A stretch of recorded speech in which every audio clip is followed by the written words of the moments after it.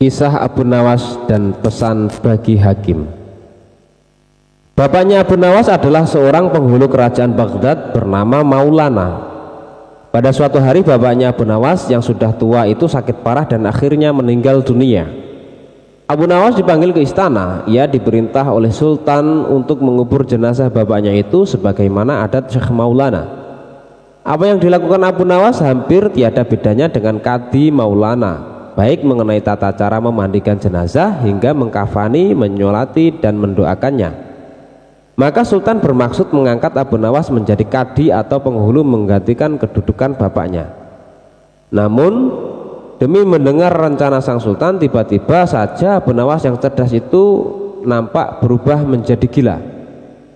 Usai upacara pemakaman bapaknya, Abu Nawas mengambil batang pohon pisang dan diperlakukannya seperti kuda. Ia menunggang kuda dari batang pisang itu sambil berlari-lari dari kuburan bapaknya menuju rumahnya. Orang yang melihat menjadi terheran-heran dibuatnya. Pada hari yang lain ia mengajak anak-anak kecil dalam jumlah yang cukup banyak untuk pergi ke makam bapaknya. Dan di atas makam bapaknya itu ia mengajak anak-anak bermain rebana dan bersuka cita. Kini semua orang semakin heran atas kelakuan Abu Nawas itu. Mereka menganggap bahwa Abu Nawas sudah menjadi gila karena ditinggal mati oleh bapaknya.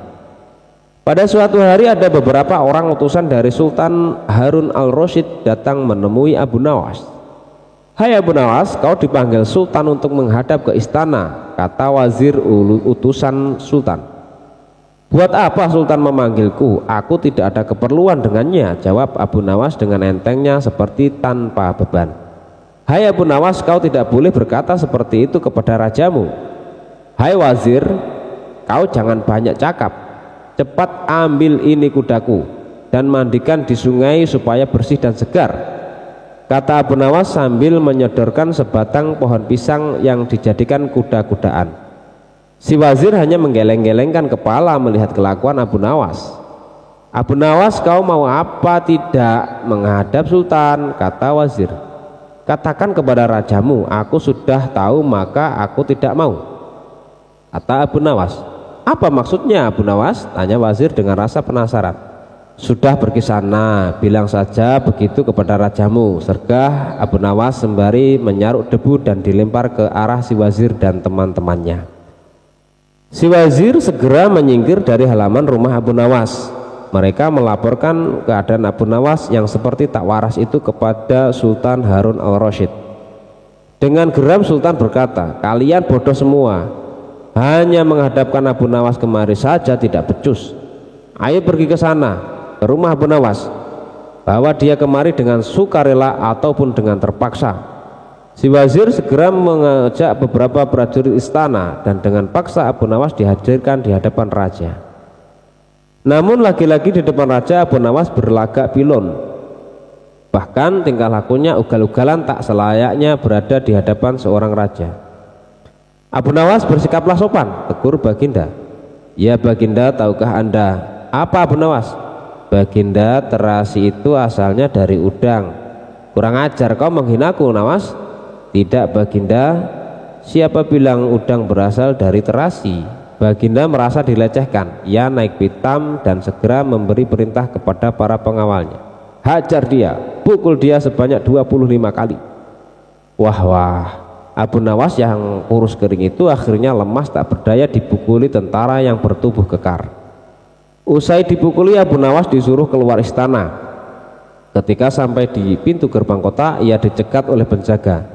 "Hai Abu Nawas, tempo hari ketika engkau hendak masuk ke kota ini, kita telah mengadakan perjanjian bukan? Masa kau lupa pada janjimu itu?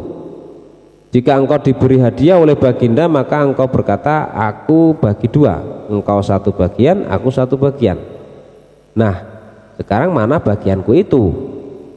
Hai penjaga pintu gerbang, apakah kau benar-benar menginginkan hadiah Baginda yang diberikan kepadaku tadi?" "Iya, tentu itu kan sudah merupakan perjanjian kita." "Baik, aku berikan semuanya, bukan hanya satu bagian." Wah, ternyata kau baik hati sekali Abu Nawas. Memang harusnya begitu, kau kan sudah sering menerima hadiah dari Baginda. Tanpa banyak cakap lagi, Abu Nawas mengambil sebatang kayu yang agak besar, lalu orang itu dipukulinya sebanyak 25 kali.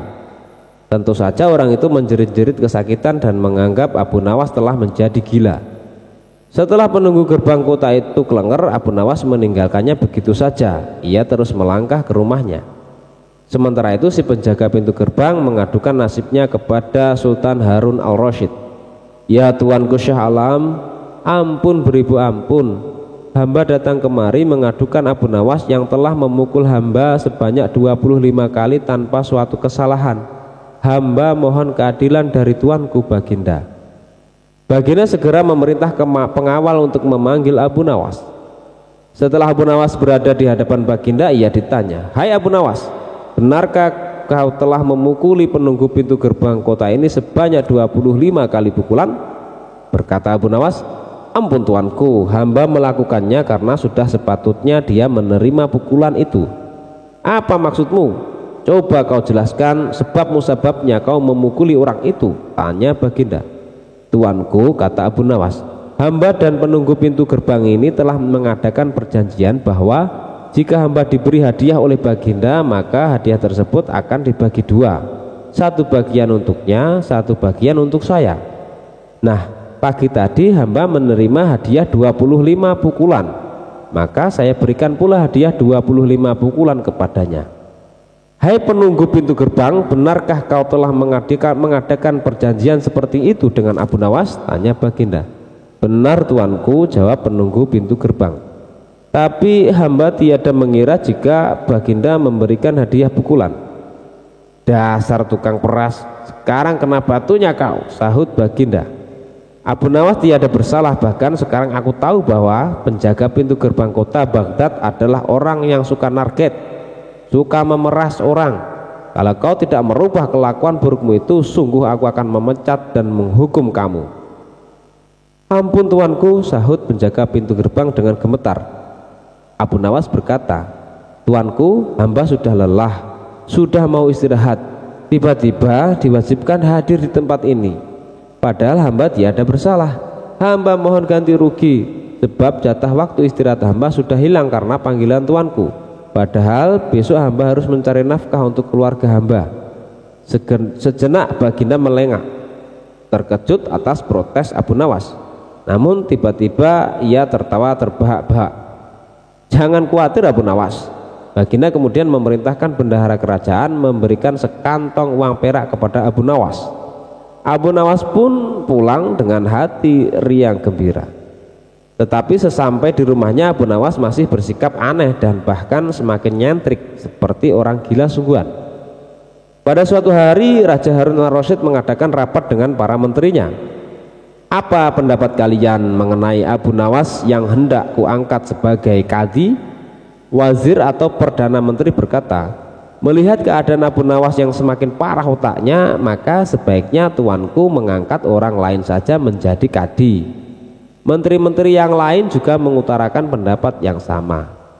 "Tuanku, Abu Nawas telah menjadi gila, karena itu dia tak layak menjadi kadi." "Baiklah, kita tunggu dulu sampai 21 hari, karena bapaknya baru saja mati. Jika tidak sembuh-sembuh, juga bolehlah kita mencari kadi yang lain saja." Setelah lewat 1 bulan Abu Nawas masih dianggap gila, maka Sultan Harun al-Rasyid mengangkat orang lain menjadi kadi atau penghulu kerajaan Baghdad. Konon dalam suatu pertemuan besar ada seorang bernama Fulan yang sejak lama berambisi menjadi kadi. Ia mempengaruhi orang-orang di sekitar Baginda untuk menyetujui jika ia diangkat menjadi kadi. Maka tatkala ia mengajukan dirinya menjadi kadi kepada Baginda, dengan mudahnya Baginda menyetujuinya. Begitu mendengar Fulan diangkat menjadi kadi, maka Abu Nawas mengucapkan syukur kepada Tuhan. "Alhamdulillah, aku telah terlepas dari bala yang mengerikan. Tapi sayang sekali, kenapa harus Fulan yang menjadi kadi? Kenapa tidak yang lain saja?" Mengapa Abu Nawas bersikap seperti orang gila? Ceritanya begini.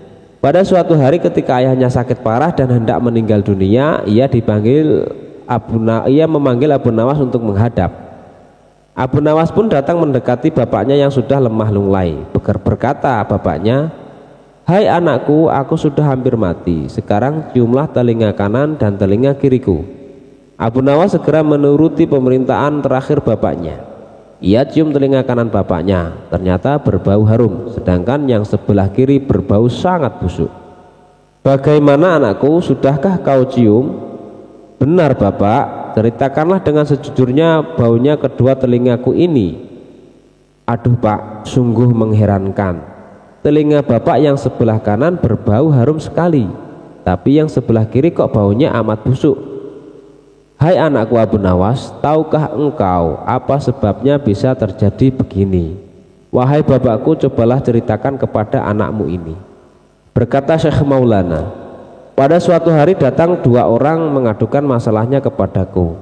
Yang seorang aku dengarkan keluhannya, tapi yang seorang lagi karena aku tak suka maka tak ku dengar pengaduannya. Inilah resiko menjadi kadi.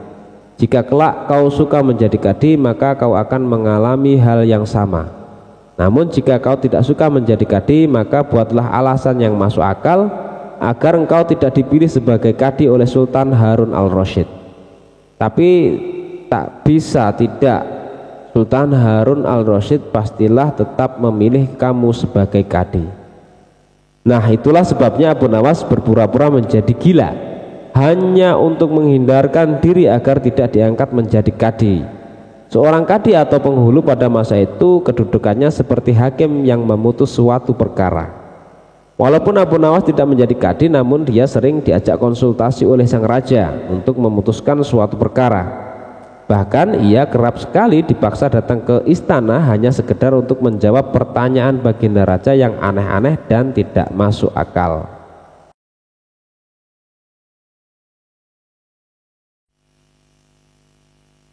Kisah Abu Nawas akan dihukum pancung. Cita-cita atau obsesi menghukum Abu Nawas sebenarnya masih bergolak. Namun baginda merasa kehabisan akal untuk menjebak Abu Nawas. Seorang penasihat kerajaan kepercayaan baginda raja menyarankan agar baginda memanggil seorang ilmuwan ulama yang berilmu tinggi untuk menandingi Abu Nawas. Pasti masih ada peluang untuk mencari kelemahan Abu Nawas. Menjebak pencuri harus dengan pencuri dan ulama dengan ulama. Baginda menerima usul yang cemerlang itu dengan hati bulat. Setelah ulama yang berilmu tinggi berhasil ditemukan, baginda raja menanyakan cara terbaik menjerat Abu Nawas. Ulama itu memberitahu cara-cara yang paling jitu kepada baginda raja. Baginda raja manggut-manggut setuju. Wajah baginda tidak lagi murung. Apalagi ulama itu menegaskan bahwa ramalan Abu Nawas tentang takdir kematian baginda raja sama sekali tidak mempunyai dasar yang kuat. Tiada seorang pun manusia yang tahu kapan dan bumi akan mati, apalagi tentang ajal seseorang. Ulama andalan baginda raja mulai mengadakan persiapan seperlunya untuk memberikan pukulan fatal bagi Abu Nawas. Siasat pun dijalankan sesuai rencana. Abu Nawas terjerembab ke pangkuan siasat sang ulama. Abu Nawas melakukan kesalahan yang bisa menghantarnya ke tiang gantungan atau tempat pemancungan. Benarlah peribahasa yang berbunyi, sebandai-pandai tupai melompat pasti suatu saat akan terpeleset. Kini Abu Nawas benar-benar mati kutu. Sebentar lagi ia akan dihukum mati karena jebakan sang ilmuwan ulama. Benarkah Abu Nawas sudah keok? Kita lihat saja nanti. Banyak orang yang merasa simpati atas nasib Abu Nawas, terutama orang-orang miskin dan tertindas yang pernah ditolongnya. Namun derai air mata para pecinta dan pengagung Abu Nawas tak akan mampu menghentikan hukuman mati yang akan dijatuhkan. Baginda Raja Harun al-Rasyid benar-benar menikmati kemenangannya. Belum pernah baginda terlihat seriang sekarang. Keyakinan orang banyak bertambah mantap. Hanya satu orang yang tetap tidak yakin bahwa hidup Abu Nawas akan berakhir setragis itu, yaitu istri Abu Nawas.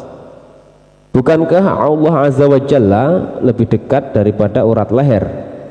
Tidak ada yang tidak mungkin bagi Allah yang maha gagah, dan kematian adalah mutlak urusannya.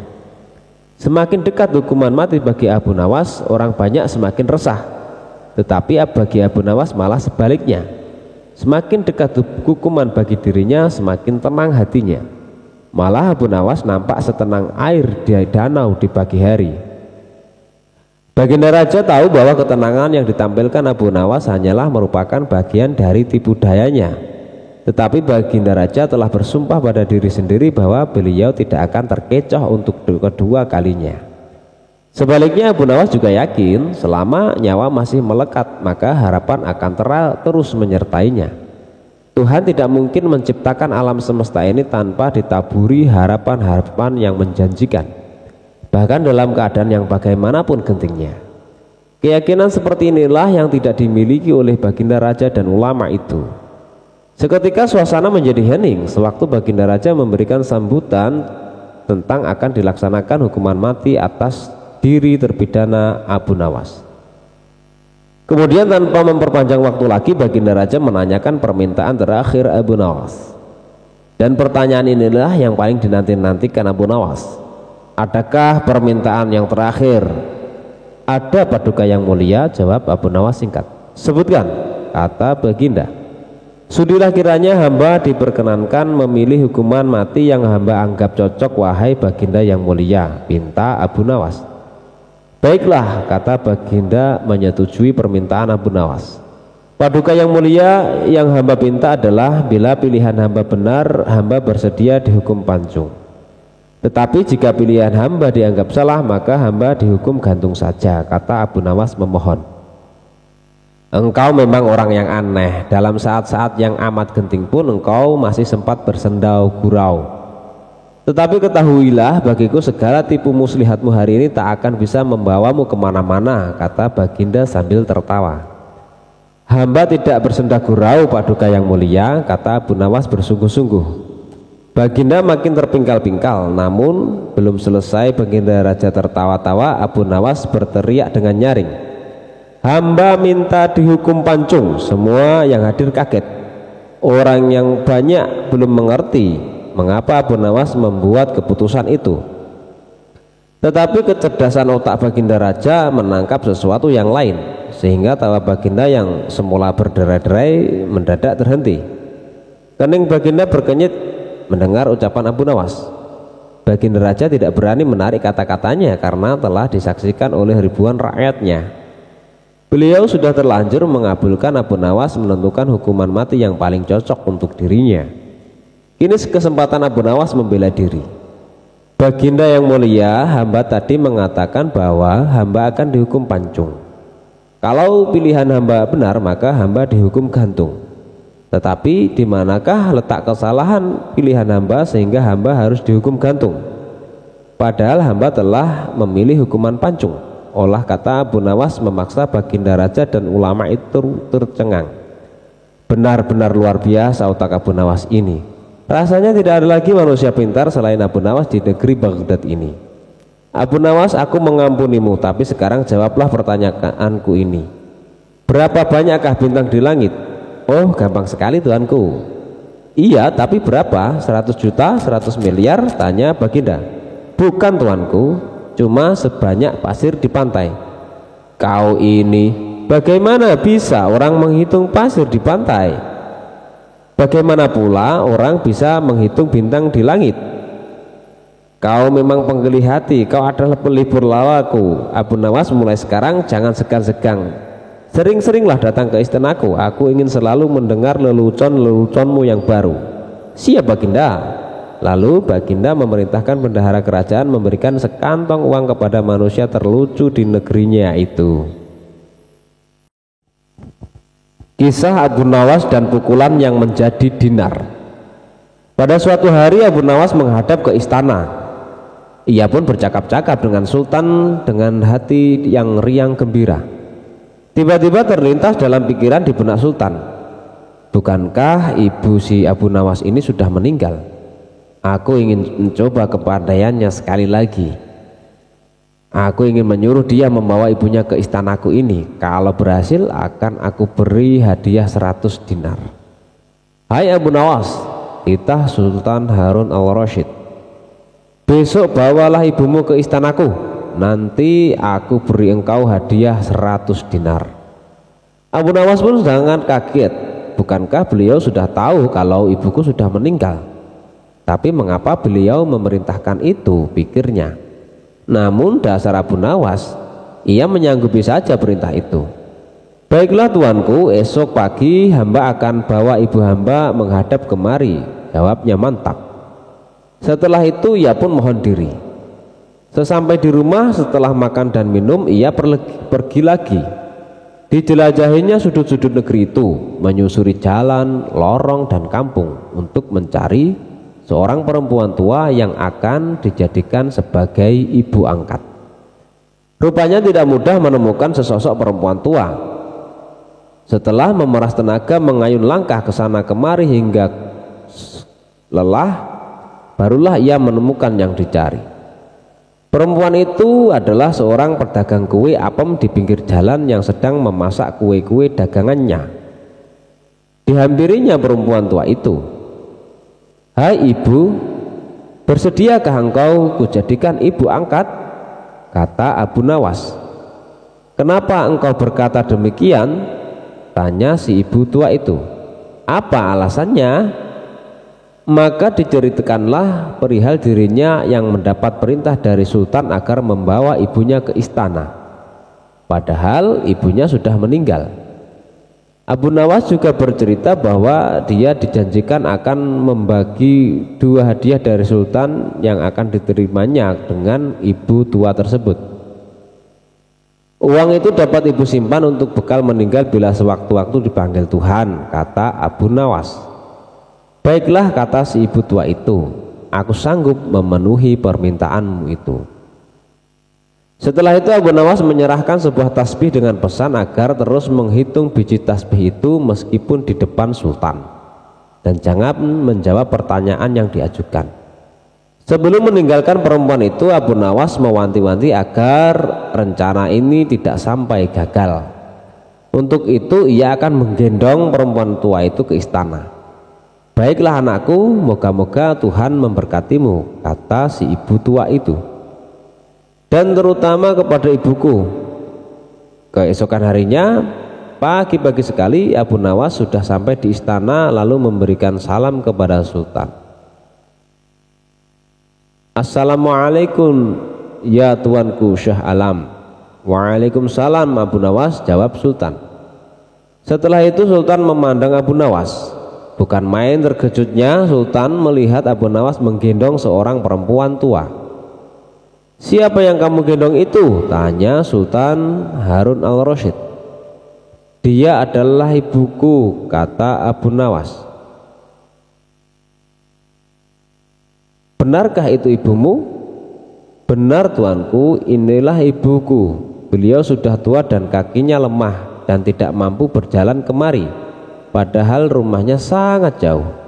Itulah sebabnya hamba menggendong ibu kemari," kata Abu Nawas sambil mendudukkan ibu tua itu di hadapan sang raja.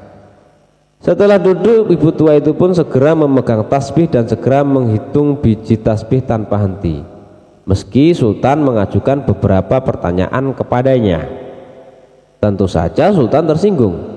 "Ibumu ini sangat tidak sopan Abu Nawas. Lagi pula apa yang dikatakannya itu sampai tidak mau berhenti." "Sembah Abu Nawas ya tuanku Syah Alam, suami ibu hamba ini 99 banyaknya. Beliau sengaja menghafal nama-nama mereka satu persatu dan tidak akan berhenti sebelum selesai semuanya." Demi mendengar ucapan Abu Nawas itu perempuan itu pun melempar tasbih dan bersembah datang kepada sultan. "Ya tuanku Syah Alam," katanya, "adapun hamba ini dari muda sampai tua begini hanya seorang suami hamba.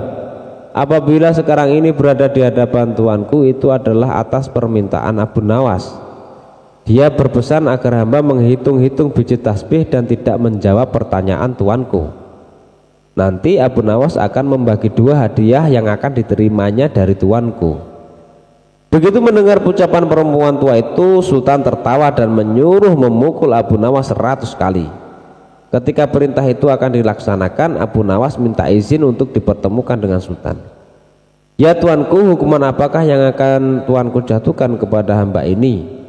Karena engkau berjanji kepadaku akan membawa ibumu kemari, aku pun berjanji akan memberi hadiah uang 100 dinar. Tapi karena kamu tidak bisa memenuhi janjimu, dapatlah engkau 100 kali pukulanku, kata sultan. Ya tuanku Syah Alam, kata Abu Nawas, hamba berjanji dengan perempuan tua ini akan membagi 2 hadiah yang akan tuanku berikan kepada hamba. Tetapi karena sekarang hamba mendapat dera, hadiah itu juga harus dibagi 2, karena yang bersalah 2 orang. Hamba terimalah hukuman itu, tetapi 50 seorang dengan perempuan tua ini. Dalam hati sultan bergumam, jangankan dipukul 50 kali, dipukul sekali saja perempuan tua ini tidak akan mampu berdiri. Setelah itu sultan memberi 50 dinar kepada perempuan itu sambil berpesan agar tidak cepat percaya kepada Abu Nawas bila lain kali menemuinya. Dengan sukacita diterimanya hadiah itu dan dipandangnya Abu Nawas. Ya tuanku Syah Alam, ampun beribu ampun, jika ibuku telah mendapat anugerah dari Paduka, tidak adil kiranya bila anaknya ini dilupakan begitu saja. Ya terimalah pula bagianmu, ujar Baginda sambil tersenyum. Ini semua orang tertawa dalam hati setelah Abu Nawas bermohon diri pulang ke rumah. Demikianlah pula perempuan itu dan semua yang hadir di balairu istana dengan perasaan masing-masing. Asmara memang aneh. Secara tak terduga pangeran yang menjadi putra mahkota jatuh sakit.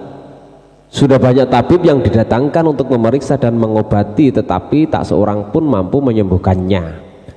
Akhirnya raja mengadakan sayembara. Sayembara boleh diikuti oleh rakyat dari semua lapisan, tidak terkecuali oleh para penduduk negeri tetangga. Sayembara yang menyediakan hadiah menggiurkan itu dalam waktu beberapa hari berhasil menyerap ratusan peserta. Namun tak satu pun dari mereka berhasil mengobati penyakit sang pangeran. Akhirnya sebagai sahabat dekat Abu Nawas menawarkan jasa baik untuk menolong putra mahkota. Baginda Harun al-Rasyid menerima usul itu dengan penuh harap. Abu Nawas sadar bahwa dirinya bukanlah tabib. Dari itu ia tidak membawa peralatan apa-apa.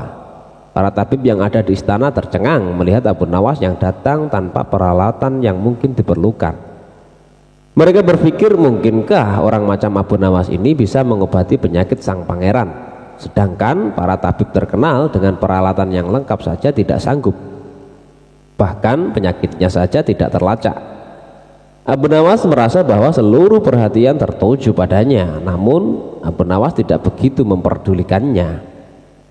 Abu Nawas dipersilahkan memasuki kamar pangeran yang sudah terbaring.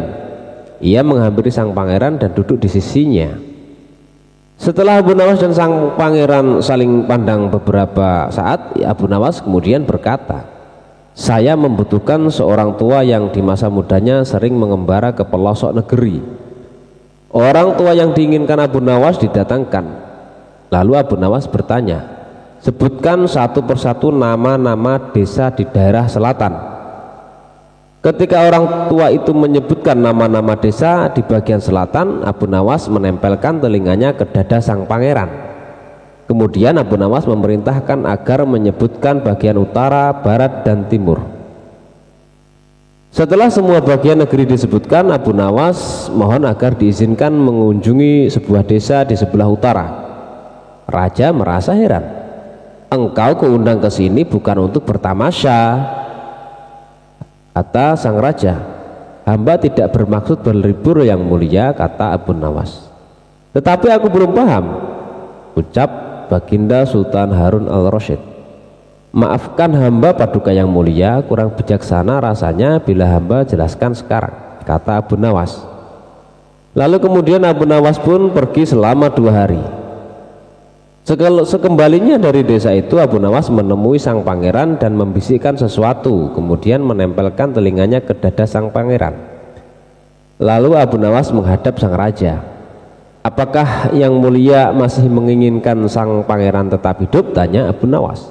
Apa maksudmu? Raja balas bertanya kepada Abu Nawas, sang pangeran ini sedang jatuh cinta pada seorang gadis desa di sebelah utara negeri ini. Kata Abu Nawas menjelaskan, bagaimana kau tahu?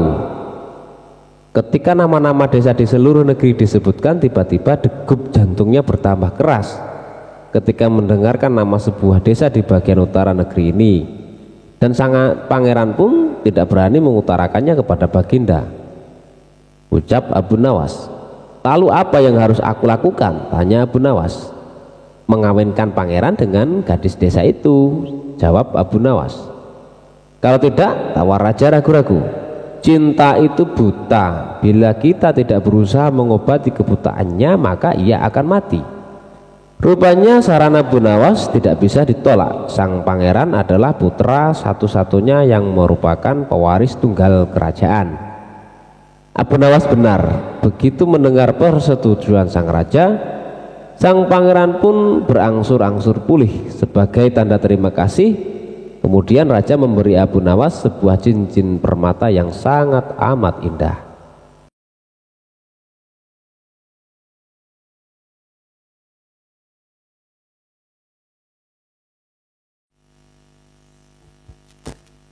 Kisah Abu Nawas hukum berdasarkan mimpi.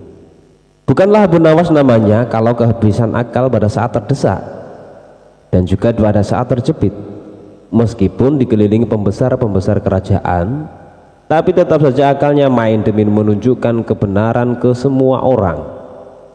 Salah satu kisahnya adalah ketika Abu Nawas harus menghentikan sepak terjang sang hakim yang tidak adil sama sekali, yaitu hukum berdasarkan mimpi. Pada suatu sore, Abu Nawas tampak sedang mengajar murid-muridnya, dan datanglah dua orang tamu yang datang ke rumahnya. Yang pertama adalah wanita penjual kohwa, sedangkan yang satunya adalah seorang pemuda berkebangsaan Mesir. Wanita tua itu berkata hanya beberapa kata saja, kemudian diteruskan oleh pemuda Mesir. Setelah mendengar pengaduan mereka, Abu Nawas menyuruh murid-muridnya untuk menutup kitab mereka. Sekarang pulanglah kalian dan ajaklah teman-teman kalian datang kepadaku pada malam hari ini sambil membawa cangkul, penggali, kapak, dan martil serta batu, ujar Abu Nawas. Meskipun para murid merasa heran dengan perintah gurunya, namun mereka tetap patuh dengan perintah sang guru. Pada malam harinya mereka datang ke rumah Abu Nawas dengan membawa peralatan yang diminta oleh sang guru. Pada malam tiba, lalu Abu Nawas memerintahkan mereka untuk merusak rumah Tuan Qadi yang baru saja terpilih. Abu Nawas juga menegaskan bahwa mereka harus merobohkan rumah tersebut. Bahkan kalau ada yang menghalangi, haruslah mereka lawan. Setelah mendapatkan arahan dari Abu Nawas, para muridnya langsung menuju rumah Tuan Qadi. Mereka menghancurkan rumah Tuan Qadi dengan kalap. Masyarakat sekitar yang melihat ulah mereka merasa heran, dan mereka tidak berani mencegah sama sekali. Melihat rumahnya dirusak, Tuan Qadi marah besar, namun tak berdaya. Siapa yang menyuruh kalian merusak rumahku? Guru kamu, Tuan Abu Nawas. Apakah betul? Iya, jawab murid-murid Abu Nawas. Dasar Abu Nawas provokator, orang gila. Besok pagi aku akan melaporkannya kepada Baginda, teriak Tuan Qadi penuh amarah. Dan benar saja pada keesokan harinya Tuan Qadi mengadukan kejadian malam itu, sehingga Abu Nawas dipanggil agar menghadap sang raja. Baginda Raja menanyakan apa alasan Abu Nawas melakukan perusakan tersebut. Namun bukan Abu Nawas jika tidak memiliki jawaban yang unik. Dijelaskan oleh Abu Nawas bahwa dia melakukan pengerusakan karena beberapa hari yang lalu bermimpi, dan di dalam mimpi tersebut Tuan Qadi memintanya untuk merusak rumahnya karena ingin rumah yang baru. Lalu sang raja menanyakan bagaimana Abu Nawas dapat hukum hanya berdasarkan mimpi saja. Mendengar pertanyaan itu, Abu Nawas dengan tenang menjawab, hamba juga memakai hukum Tuan Qadi yang baru ini, tuanku. Mendengar perkataan Abu Nawas, seketika wajah Tuan Kadi menjadi pucat. Dia hanya terdiam 1000 bahasa saja. "Hai Kadi, benarkah engkau mempunyai hukum seperti itu?" tanya sang raja. Tapi Tuan Kadi tiada menjawab. Wajahnya nampak pucat dan tubuhnya gemetaran karena takut. Kemudian Abu Nawas diminta untuk menjelaskan dengan tenang. Abu Nawas kemudian menceritakan bahwa ada seorang pemuda Mesir datang dengan harta melimpah ruah. Namun kemudian dia bermimpi menikah dengan anak Tuan Kadi. Dia memberikan mas kawin yang sangat banyak. Lalu mimpi itu cepat menyebar dan sampai ke telinga Tuan Kadi. Lalu Tuan Kadi memanfaatkan mimpi itu dengan meminta harta pemuda itu untuk mas kawin anaknya. Padahal itu hanyalah mimpi belaka. Sedang menurut Tuan Kadi itu harus dilakukan, sehingga pemuda itu pun akhirnya jatuh miskin. Setelah cross check dengan mendatangkan pemuda Mesir itu, akhirnya raja sadar jika Kadi yang ditunjuknya itu adalah orang yang zalim. Kemudian raja memberikan hukuman mengambil harta Kadi dan diberikan kepada pemuda Mesir tersebut. Lalu kemudian Tuan Kadi dijebloskan ke dalam penjara karena telah berbuat zalim dan menyalahgunakan wewenang.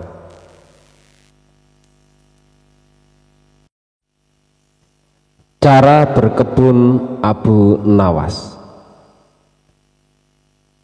Dia ingin berkebun tanpa harus bersusah payah sibuk mencangkul karena sudah dicangkulkan orang lain secara gratis. Ibaratnya diam itu pasti. Mungkin itulah istilahnya. Sebuah cara jitu dari si cerdik Abu Nawas dalam menghadapi orang-orang yang kelakuannya seringkali menjengkelkan. Meskipun tidak protes atau adu fisik, namun siasat Abu Nawas cukup membuat orang-orang tersebut menghentikan kebiasaan buruknya. Seorang musuh tak selamanya harus dilawan dengan kekuatan fisik, akan tetapi bagaimana seseorang dapat memanfaatkan potensi yang dimilikinya untuk kepentingannya sendiri. Itulah cara Abu Nawas dalam menyikapi tingkah laku pengawal Raja Harun al-Rasyid yang seringkali membuatnya jengkel. Meski demikian ia tak melawannya secara terang-terangan, melainkan menggunakan siasat yang baik dan tepat. Bagi seorang Abu Nawas, membalas perilaku jelek dari musuh malah tidak akan menyelesaikan masalah. Bahkan hal itu hanya akan membuat musuh akan semakin memusuhi dan membenci dirinya. Kegelisahan Abu Nawas terhadap pengawal raja bermula sejak dia diangkat menjadi penasihat istana. Bukan tanpa alasan raja mengangkat dirinya, karena memang Abu Nawas memiliki kecerdikan yang begitu tinggi. Sejak tinggal di istana kerajaan, Abu Nawas mulai jauh dari keluarganya yang tinggal di rumah. Hal itu membuatnya seperti terpenjara.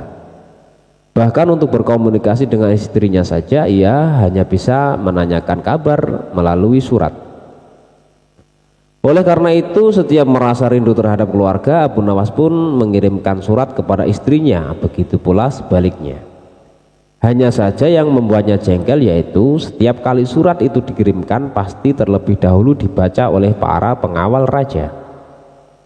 Bahkan semua suratnya telah diteruskan kepada raja untuk dibaca, padahal tak jarang dalam surat itu terdapat tulisan-tulisan yang sifatnya pribadi, yang semestinya hanya cukup diketahui oleh yang bersangkutan saja. Setelah sekian lama tinggal di istana, Abu Nawas akhirnya mengetahui kebiasaan negatif para pengawal raja. Para pengawal raja yang seringkali melakukan tindakan tersebut dengan seenaknya saja akhirnya dibuat malu oleh Abu Nawas.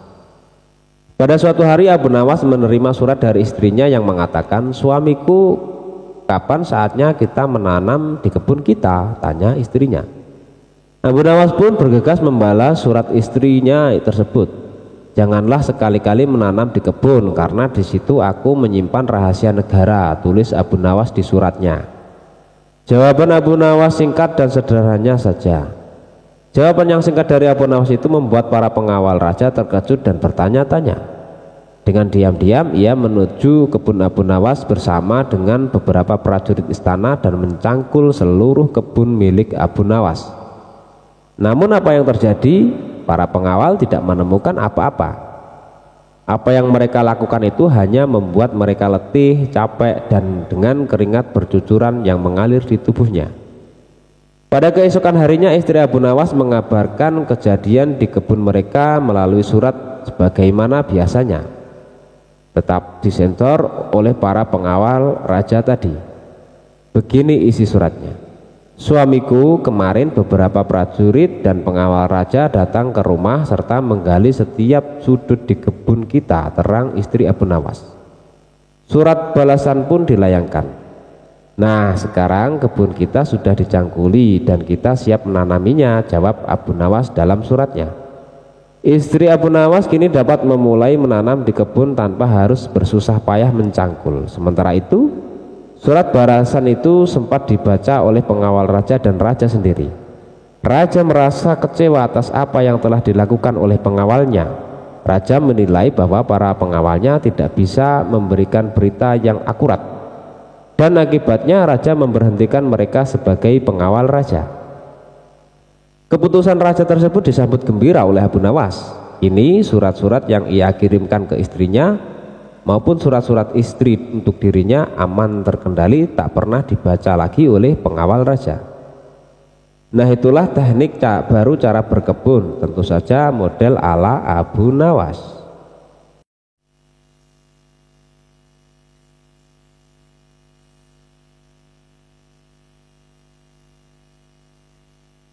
Kisah telur beranak. Pada suatu sore Abu Nawas duduk di beranda rumahnya sambil memandang langit. Abu Nawas berpikir bagaimana caranya agar sore itu keluarganya bisa dapat makan. Sementara itu, dalam jarak puluhan meter dari rumah Abu Nawas, seorang tuan tanah tinggal. Rumahnya mewah, lengkap dengan gudang makanan dan peternakan serta perkebunan yang luas. Hampir semua warga kampung di kampung itu, bahkan termasuk Abu Nawas, bekerja kepada tuan tanah tersebut. Namun, tuan tanah itu memiliki sifat yang sangat kikir serta tamak. Tuan tanah itu mendengar berita bahwa Abu Nawas memiliki keahlian yang unik. Apabila meminjam sesuatu akan dikembalikan secara lebih dengan alasan beranak. Seperti meminjam seekor ayam, maka akan dikembalikan 2 karena ayam itu beranak. Tuan tanah lalu mencari cara agar Abu Nawas segera meminjam uang darinya. Kebetulan pada sore itu Abu Nawas ingin meminjam berupa 3 butir telur. Spontan saja tuan tanah senang bukan main, karena pinjaman itu akan menjadi banyak nantinya. Bahkan tuan tanah tersebut menawarkan pinjaman-pinjaman yang lain. Akan tetapi Abu Nawas menolaknya karena dia hanya butuh 3 butir telur itu saja. Saat tuan tanah menanyakan kapan telur itu akan beranak, Abu Nawas menjawab itu tergantung dengan keadaan. 5 hari berlalu, Abu Nawas pun mengembalikan telur yang dipinjamnya dengan 5 butir telur. Tuan tanah pun sangat senang dan dia menawarkan pinjaman lagi. Abu Nawas pun meminjam piring tembikar sebanyak 2 buah, dan tuan tanah itu dengan senang hati meminjamkannya dengan harapan piring tembikarnya beranak kayak telur ayam yang dulu. 5 hari pun berlalu lagi dan Abu Nawas mengembalikan piring tembikar sebanyak 3 buah. Walaupun tidak sesuai dengan yang diharapkan, tetapi hati si tuan tanah cukup gembira. Tak apalah, pikir tuan tanah, karena bisa saja orang itu mempunyai anak tunggal bahkan tidak memiliki anak. Pada hari-hari selanjutnya si tuan tanah menawarkan pinjaman uang senilai 1000 dinar, sebuah jumlah yang cukup besar, bahkan bisa untuk menggaji seluruh karyawan tuan tanah selama 1 bulan. Dia menanti dengan tidak sabar. Hari berganti hari, bahkan 5 hari terlewati sudah. Tak terasa sudah berjalan 1 bulan dan Abu Nawas tak kunjung datang ke rumahnya. Karena tidak sabar, si tuan tanah mendatangi Abu Nawas dengan didampingi pengawalnya. Mulanya si tuan tanah gembira, namun dia marah besar setelah menerima penjelasan dari Abu Nawas. Sayang sekali tuan, uang yang saya pinjam bukannya beranak malah 3 hari setelah saya pulang. Mati mendadak, ujar Abu Nawas. Mendengar itu si Tuan Tanah menjadi geram. Pengawalnya hampir saja memukul Abu Nawas, tapi untung saja tidak jadi karena ada rombongan pekerja yang baru pulang. Tuan Tanah mengadukan Abu Nawas ke pengadilan dan berharap Abu Nawas digantung atau bahkan dihukum rajam. Di depan hakim, Abu Nawas melakukan pembelaan dengan membeberkan semua duduk persoalannya. Demikian juga dengan si Tuan Tanah. Lalu pengadilan pun memutuskan bahwa Abu Nawas tidak bersalah karena sangat masuk akal kalau sesuatu yang bisa beranak pasti bisa mati. Seketika itu juga Tuan Tanah yang tamak itu pingsan selama beberapa jam dan sulit untuk dibangunkan. Dia telah tertipu karena wataknya sendiri yang gigir, tamak, dan pelit.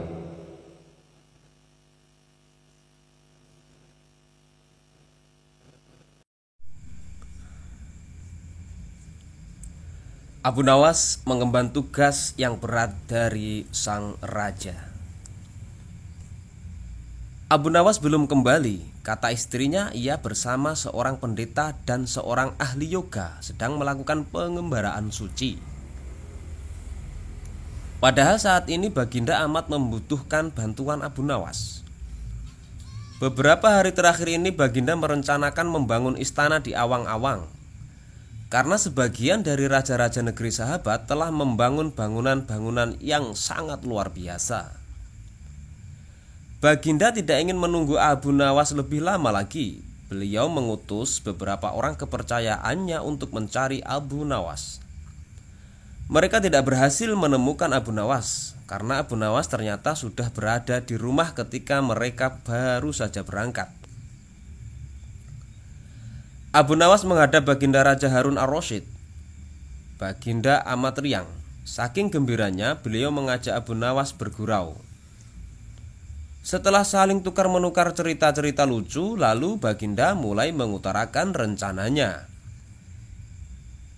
Aku sangat ingin membangun istana di awang-awang agar aku lebih terkenal di antara raja-raja yang lain. Adakah kemungkinan keinginanku itu terwujud, wahai Abu Nawas? Tidak ada yang tidak mungkin dilakukan di dunia ini, Paduka yang mulia, kata Abu Nawas berusaha mengikuti arah pembicaraan Baginda. Kalau menurut pendapatmu hal itu tidak mustahil diwujudkan, maka aku serahkan sepenuhnya tugas ini kepadamu, kata Baginda dan dengan merasa puas. Abu Nawas terperanjat. Ia menyesal telah mengatakan kemungkinan mewujudkan istana di awang-awang. Tetapi nasi telah menjadi bubur. Kata-kata yang telah terlanjur didengar oleh Baginda tidak mungkin ditarik kembali. Baginda memberi waktu Abu Nawas beberapa minggu. Rasanya tak ada yang lebih berat bagi Abu Nawas kecuali tugas yang diembannya sekarang. Jangankan membangun istana di langit, membangun sebuah gubuk kecil pun sudah merupakan hal yang mustahil dikerjakan. Hanya Tuhan saja yang mampu melakukannya, begitu gumam Abu Nawas. Hari-hari berlalu seperti biasa. Tak ada yang dikerjakan Abu Nawas kecuali memikirkan bagaimana membuat Baginda merasa yakin kalau yang dibangun itu benar-benar istana di langit. Seluruh ingatannya dikerahkan dan dihubung-hubungkan. Abu Nawas bahkan berusaha menjangkau masa kanak-kanaknya, sampai ia ingat bahwa dulu ia pernah bermain layang-layang. Dan inilah yang membuat Abu Nawas girang. Abu Nawas tidak menyia-nyiakan waktu lagi. Ia bersama beberapa kawannya merancang layang-layang raksasa berbentuk persegi 4. Setelah rampung, baru Abu Nawas melukis pintu-pintu serta jendela-jendela dan juga ornamen-ornamen lainnya. Ketika semua selesai, Abu Nawas dan kawan-kawannya menerbangkan layang-layang raksasa itu dari suatu tempat yang dirahasiakan. Begitu layang-layang raksasa berbentuk istana itu mengapung di angkasa, penduduk negeri gempar. Baginda Raja girang bukan kepalang. Benarkah Abu Nawas berhasil membangun istana di langit? Dengan tidak sabar beliau didampingi beberapa orang pengawal bergegas menemui Abu Nawas. Abu Nawas berkata dengan bangga, "Paduka yang mulia, istana pesanan Paduka telah rampung." Wah, engkau benar-benar hebat, wahai Abu Nawas, kata Baginda memuji Abu Nawas. Terima kasih, wahai Baginda yang mulia, kata Abu Nawas. Lalu bagaimana caranya aku ke sana? Tanya Baginda. Dengan tambang, Paduka yang mulia, kata Abu Nawas. Kalau begitu siapkan tambang itu sekarang. Aku ingin segera melihat istanaku dari dekat, kata Baginda tidak sabar. Maafkan hamba, Paduka yang mulia, hamba kemarin lupa memasang tambang itu, sehingga seorang kawan hamba tertinggal di sana dan tidak bisa turun, kata Abu Nawas. Bagaimana dengan engkau sendiri, Abu Nawas? Dengan apa engkau turun ke bumi? Tanya Baginda. Dengan menggunakan sayap, Paduka yang mulia, kata Abu Nawas dengan bangga. Kalau begitu buatkan aku sayap supaya aku bisa terbang ke sana, kata Baginda. Paduka yang mulia, sayap itu hanya bisa diciptakan dalam mimpi, kata Abu Nawas menjelaskan. Engkau berani mengatakan aku gila sepertimu? Tanya Baginda sambil melotot. Iya Baginda, kurang lebih seperti itu, jawab Abu Nawas tangkas. Apa maksudmu? Tanya Baginda lagi. Baginda tahu bahwa membangun istana di awang-awang adalah pekerjaan yang mustahil dilaksanakan, tetapi Baginda tetap menyuruh hamba mengerjakannya. Sedangkan hamba juga tahu bahwa pekerjaan itu mustahil dikerjakan, tetapi hamba tetap menyaguhi titah Baginda yang tidak masuk akal itu. Kata Abu Nawas berusaha meyakinkan Baginda. Tanpa menoleh, Baginda Raja kembali ke istana diiringi oleh para pengawalnya. Abu Nawas berdiri sendirian sambil memandang ke atas melihat istana terapung di awang-awang. Sebenarnya siapa di antara kita yang gila? Tanya Abu Nawas mulai jengkel. Hamba kira kita berdua sama-sama tidak waras, jawab Raja dengan tegasnya.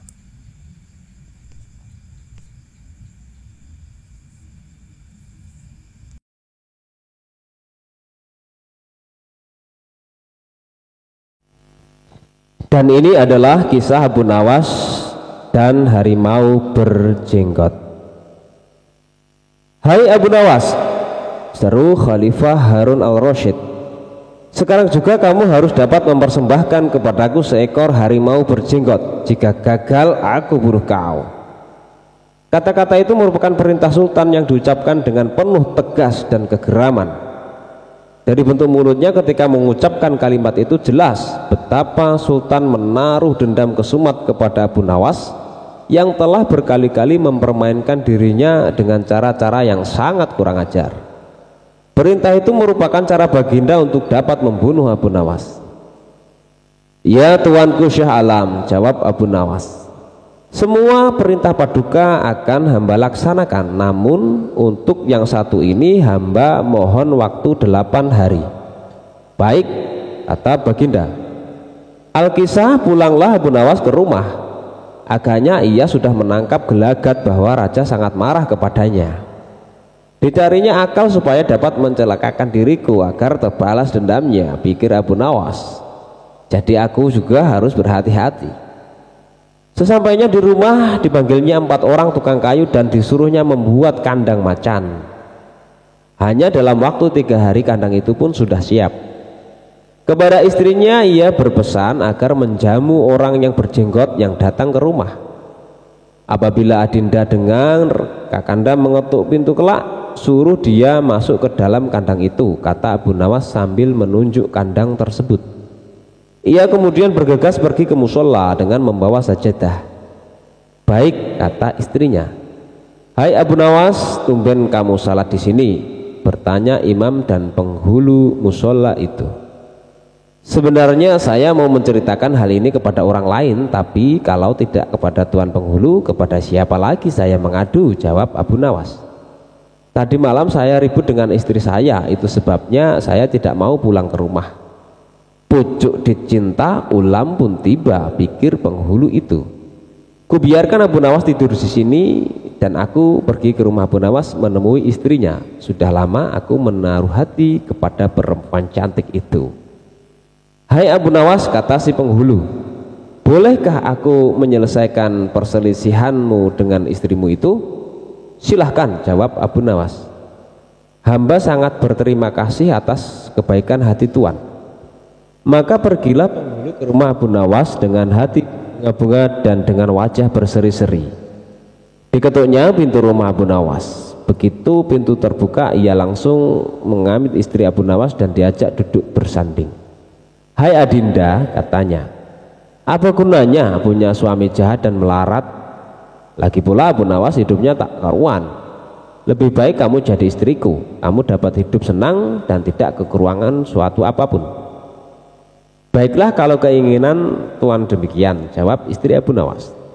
Tak berapa lama kemudian terdengar pintu diketuk orang. Ketukan itu membuat penghulu belingsatan. "Kemana aku harus bersembunyi?" ia bertanya kepada nyonya rumah. "Tuan penghulu," jawab istri Abu Nawas, "silahkan bersembunyi di dalam kandang itu." Ia lalu menunjuk kandang yang terletak di dalam kamar Abu Nawas. Tanpa pikir panjang lagi, penghulu itu masuk ke dalam kandang itu dan menutupnya dari dalam. Sedangkan istri Abu Nawas segera membuka pintu sambil menengok ke kiri kanan. Abu Nawas masuk ke dalam rumah. "Hai Adinda, apa yang ada di dalam kandang itu?" tanya Abu Nawas. "Tidak ada apa-apa," jawab istrinya. "Apa putih-putih itu?" tanya Abu Nawas. Lalu dilihatnya penghulu itu gemetar karena malu dan ketakutan. Setelah 8 hari, Abu Nawas memanggil 8 kuli untuk memikul kandang itu ke istana. Di Baghdad orang-orang gempar ingin melihat harimau berjenggot. Seumur hidup jangankan melihat, mendengar harimau berjenggot pun belum pernah. Kini Abu Nawas malah dapat seekor. Mereka terheran-heran akan kehebatan Abu Nawas. Tetapi begitu dilihat penghulu di dalam kandang, mereka tidak bisa bilang apa-apa selain mengiringi kandang itu sampai ke istana hingga menjadi arak-arakan yang panjang. Si penghulu malu bukan main, arang di muka kemana hendak disembunyikan. Tidak lama kemudian sampailah iring-iringan itu ke dalam istana. "Hai Abu Nawas, apa kabar?" tanya Baginda Sultan. "Apa kamu sudah berhasil mendapatkan harimau berjenggot?" "Dengan berkat dan doa tuanku, alhamdulillah hamba berhasil," jawab Abu Nawas. Maka dibawalah kandang itu ke Baginda Raja. Ketika Baginda hendak melihat harimau tersebut, si penghulu memalingkan mukanya ke arah lain dengan muka merah padam karena malu. Akan tetapi kemanapun ia menoleh, ke situ pula Baginda memelototkan matanya. Tiba-tiba Baginda menggeleng-gelengkan kepala dengan takjub, sebab menurut penglihatan beliau yang ada di dalam kandang itu adalah penghulu musola. Abu Nawas buru-buru menimpali, "Ya tuanku, itulah harimau berjenggot." Tapi Baginda tidak cepat tanggap. Beliau termenung sesaat. Kenapa penghulu dikatakan harimau berjenggot? Tiba-tiba Baginda bergoyang ke kiri dan ke kanan seperti orang berdoa. "Oh penghulu." "Ya tuanku Syah Alam," kata Abu Nawas, "perlukah hamba memberitahukan kenapa hamba dapat menangkap harimau berjenggot ini di rumah hamba sendiri?" Ya, ujar Baginda sambil menoleh ke kandang itu dengan mata berapi-api. "Ya, aku maklum sudah." Bukan main murka Baginda kepada penghulu itu, sebab ia yang semestinya menegakkan hukum, ia pula yang melanggar dan ia telah berkhianat. Baginda segera memerintahkan penggawa mengeluarkan penghulu dari kandang dan diarak ke keliling pasar. Setelah sebelumnya dicukur segi 4 agar diketahui oleh seluruh rakyat betapa aibnya orang yang berkhianat. Dan ini adalah kisah Abu Nawas dan kisah 6 ekor lembu yang pandai bicara. Pada suatu hari Sultan Harun al-Rasyid memanggil Abu Nawas menghadap ke istana. Kali ini Sultan ingin menguji kecerdikan Abu Nawas. Sesampainya di hadapan Sultan, Abu Nawas pun menyembah dan Sultan bertitah. "Hai Abu Nawas, aku menginginkan 6 ekor lembu berjenggot yang pandai bicara. Bisakah engkau mendatangkan mereka dalam waktu seminggu? Kalau gagal, akan aku penggal lehermu." "Baiklah tuanku Syah Alam, hamba junjung tinggi titah tuanku." Semua pegawai istana yang hadir pada saat itu mereka berkata dalam hati, mampuslah kau Abu Nawas. Abu Nawas bermohon diri dan pulang ke rumah. Begitu sampai di rumah, ia duduk berdiam diri merenungkan keinginan sultan. Seharian ia tidak keluar rumah sehingga membuat tetangga heran. Ia baru keluar rumah persis setelah seminggu kemudian, yaitu batas waktu yang diberikan sultan kepadanya. Ia segera menuju kerumunan orang banyak lalu ujarnya, "Hai orang-orang muda, hari ini hari apa?" Orang-orang yang menjawab benar akan dia lepaskan, tetapi orang-orang yang menjawab salah akan ia tahan. Dan ternyata tidak ada seorang pun yang menjawab dengan benar. Tak ayal Abu Nawas pun marah-marah kepada mereka. Begitu saja kok tidak bisa menjawab? Kalau begitu mari kita menghadap Sultan Harun al-Rasyid untuk mencari tahu kebenaran yang sesungguhnya.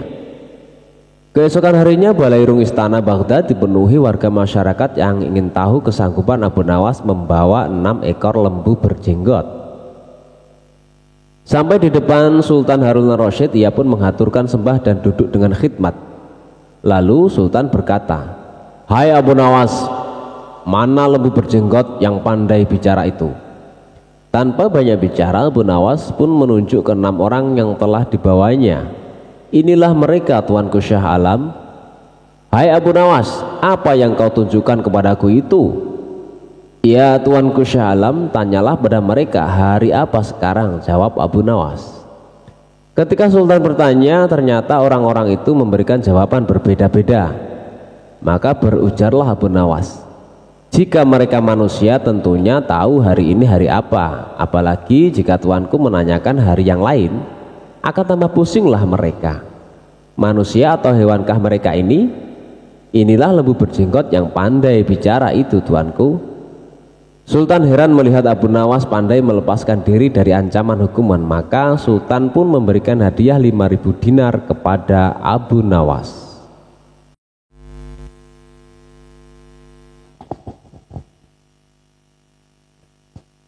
Abu Nawas tetap bisa mencari solusi.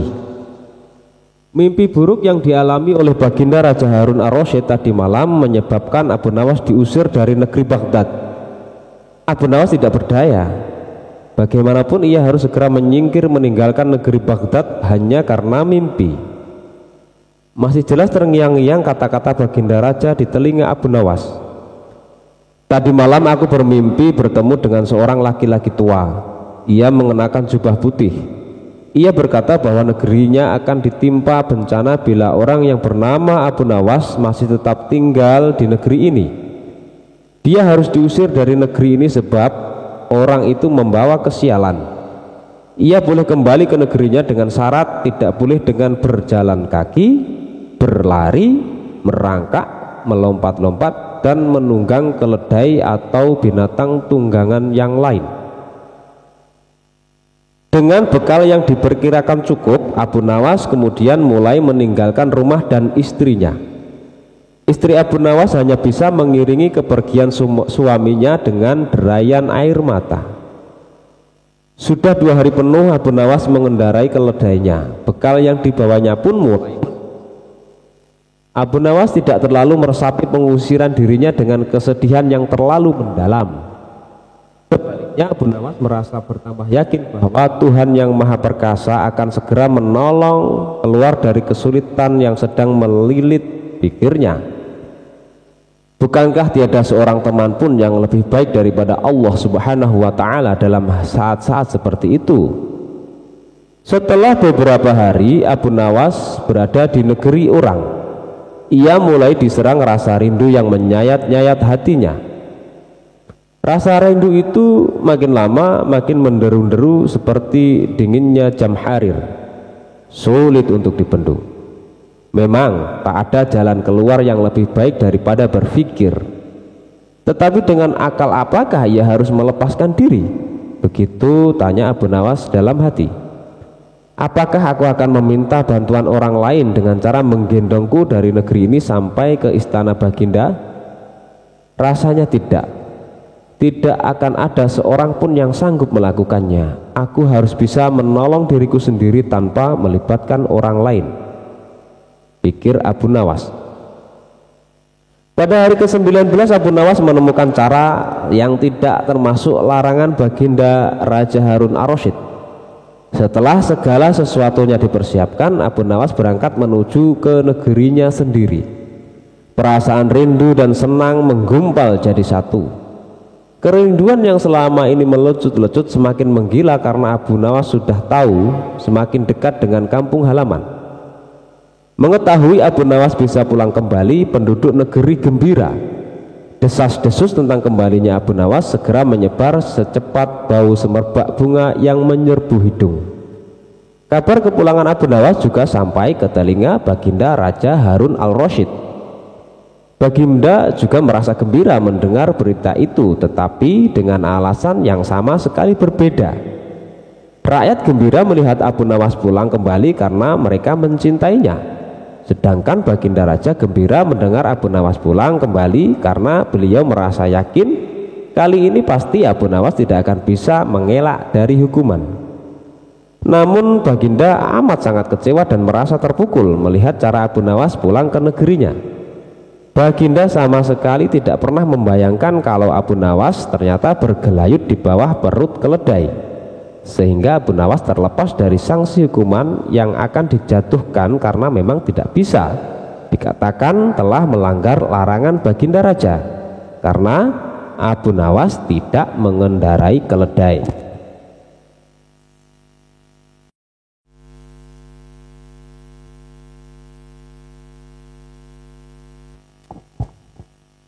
Kisah Abu Nawas tipu menipu. Ada seorang ahli yoga mengajak seorang pendeta bersekongkol untuk memperdaya iman Abu Nawas. Setelah mereka mencapai kata sepakat, mereka berangkat menemui Abu Nawas di kediamannya. Ketika mereka datang, Abu Nawas sedang melakukan sholat duha. Setelah dipersilahkan masuk oleh istri Abu Nawas, mereka langsung masuk dan menunggu sambil berbincang-bincang santai. Seusai sholat, Abu Nawas menyambut mereka. Abu Nawas dan para tamunya pun bercakap-cakap sejenak. Kami sebenarnya ingin mengajak engkau melakukan pengembaraan suci. Kalau engkau tidak keberatan, bergabunglah bersama kami, kata ahli yoga. Dengan senang hati. Lalu kapan rencananya? Tanya Abu Nawas polos. Besok pagi, kata pendeta.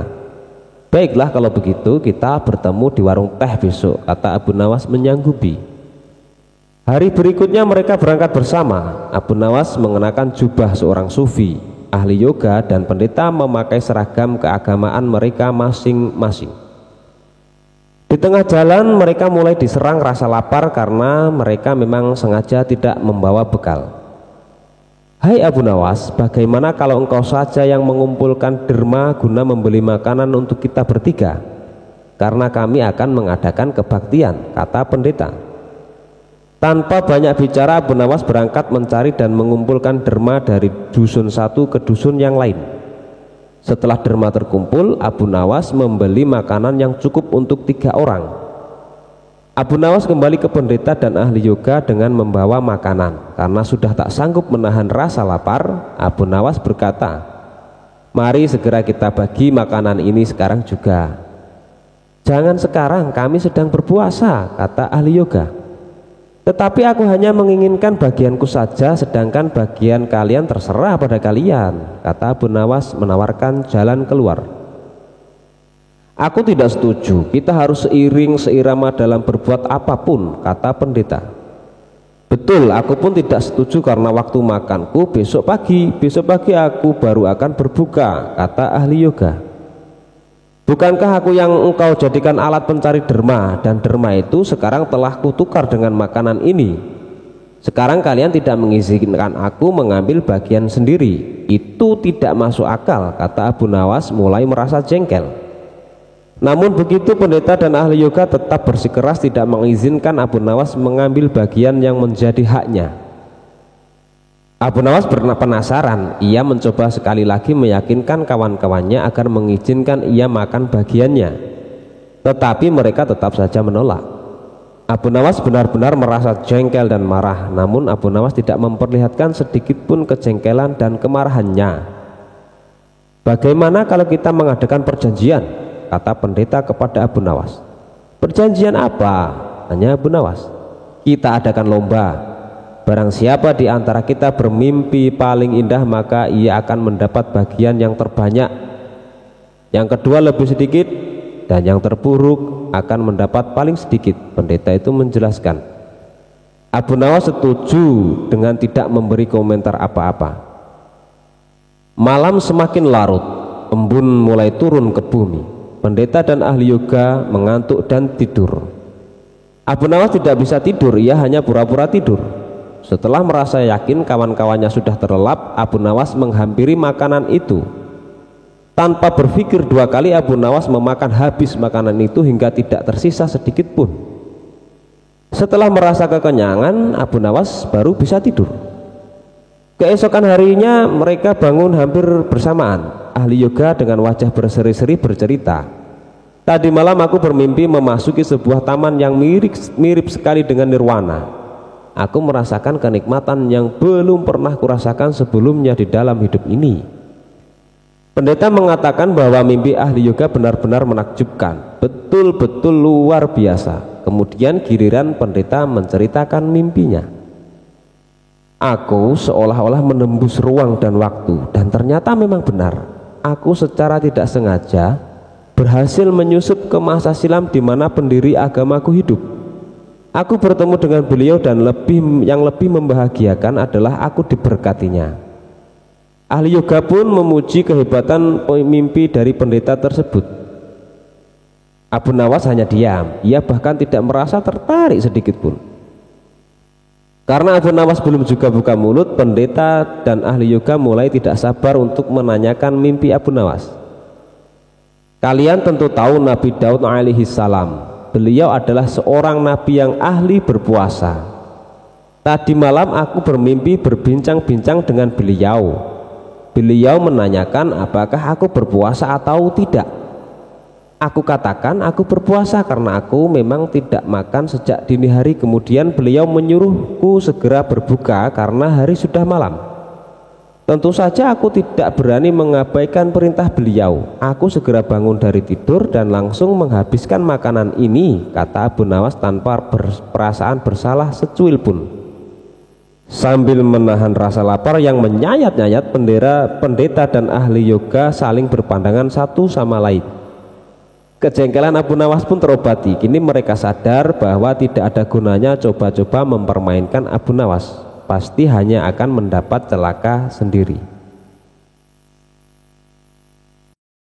Kisah Raja dan Jin Ifrit. Dengarlah wahai Ifrit, dahulu kala di sebuah negeri bernama Souman di daratan Persia ada seorang raja bernama Raja Yunani. Beliau sangat kaya raya dan terkenal dengan keberaniannya. Sayang dia menderita penyakit kusta yang tidak kunjung sembuh. Puluhan tabib telah dipanggilnya, namun tidak ada satu obat pun yang bisa menghilangkan kusta dari tubuhnya.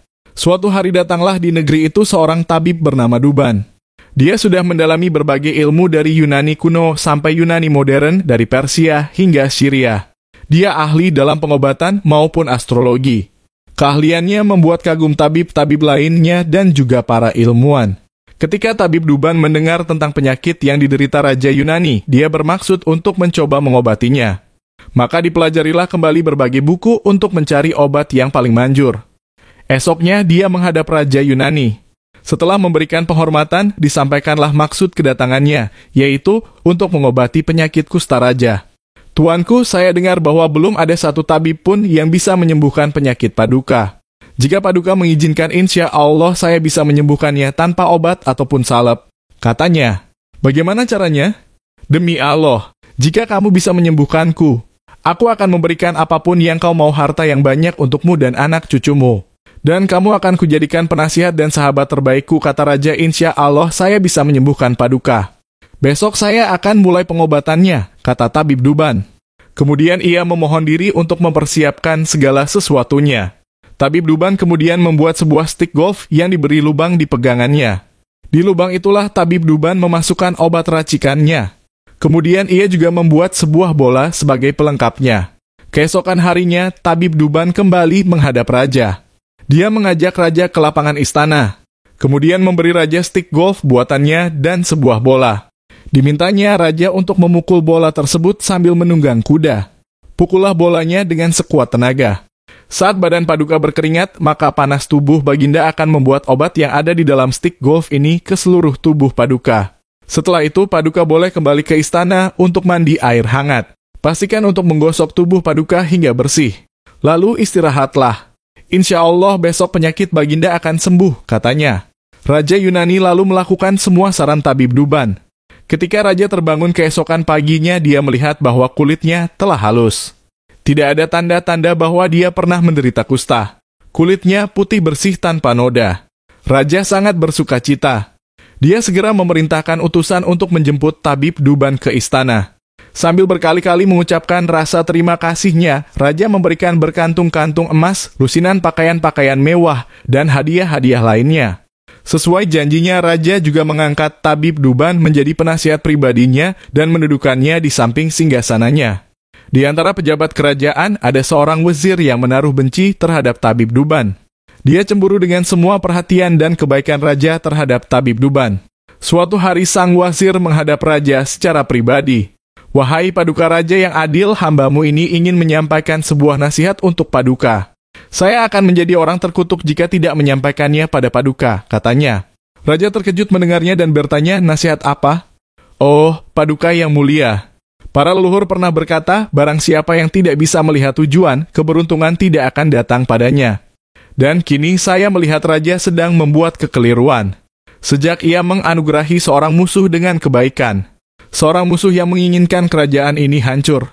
Dia menganugerahinya kebaikan, kekuasaan, dan menjadikannya penasihatnya, katanya. Siapakah teman yang kau maksud itu? Tanya raja. Paduka, tentu saja yang saya maksud adalah penasihat Paduka, tabib Duban. Kata wazir, dia adalah teman terbaikku, kata raja. Dan dialah yang telah menyembuhkan penyakit yang tidak bisa disembuhkan oleh tabib lain. Karena dialah aku bisa menyingkirkan rasa malu yang dulu menderaku karena penyakitku. Aku tidak akan menemukan orang sehebat dia di seluruh negeri. Tapi kenapa kau menentangnya? Aku telah memerintahkan pegawaiku untuk memberikannya gaji 1.000 keping emas setiap bulannya, dan bahkan jika aku memberikan sebagian kerajaanku padanya, masih tidak akan cukup mewakili rasa terima kasihku. Oh tuanku, bagaimana kau yakin bahwa dia tidak menipumu? Sesungguhnya aku mengatakan hal ini karena rasa baktiku padamu, kata wazir. Benarkah tidak ada maksud lain dari perkataanmu ini, wahai wazir? Aku takut kau melakukan ini karena rasa cemburu. Jika aku mengikuti nasihatmu, aku takut aku akan menyesal seperti seorang suami yang membunuh burung kakak tuanya. Aku akan menceritakan kisahnya padamu, kata raja. Maka, oh Ifrit, raja pun memulai ceritanya.